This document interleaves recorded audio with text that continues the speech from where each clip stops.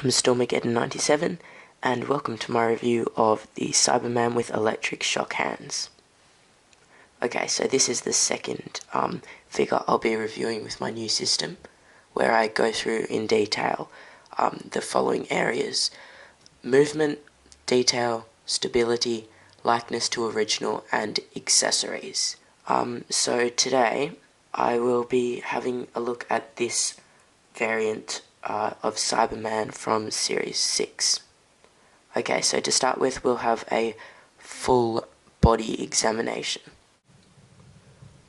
So you can see the Cyberman has sort of metal shoes with lots of grime on them, similar to all the other parts of its body, because this Cyberman is a little bit damaged on purpose, as was in the episode of Series 6.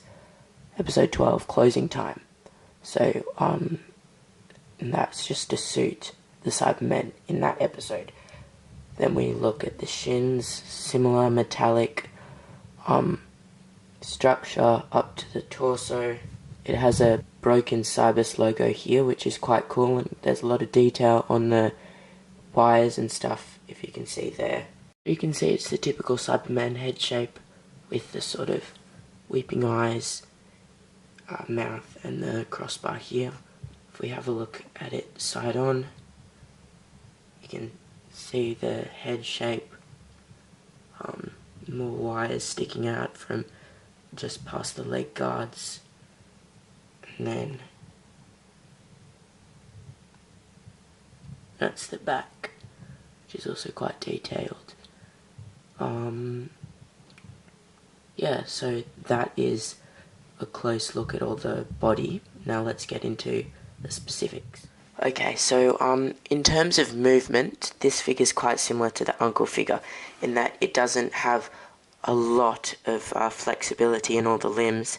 They can move up, and at the elbow they can also move like that. It's a bit more flexible and movable than the Uncle figure.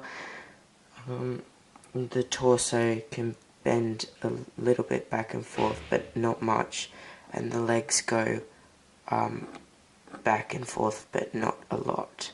Even you can see the knee joint. You can move it, but it's very stiff.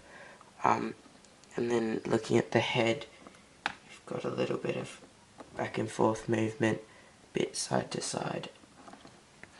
Also, as you can probably see, you've got to be worried moving them, because I've just lost the electric shock hands just moving them around, because obviously they're detachable.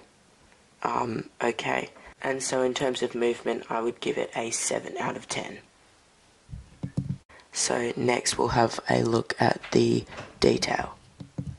As you can see by just looking at the figure, and also as I've shown you in the full body examination, you can tell this figure is extremely detailed, just down to the little wires in the logo, the side, the head, the back, just the grime and the sort of filth, the way that the body's been created to mimic like a sort of disrepaired Cyberman. It's really, really detailed.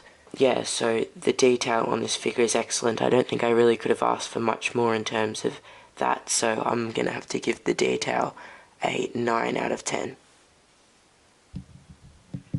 Now looking at stability, as I did sort of go through before, it's a very stable figure, similar to the Uncle figure.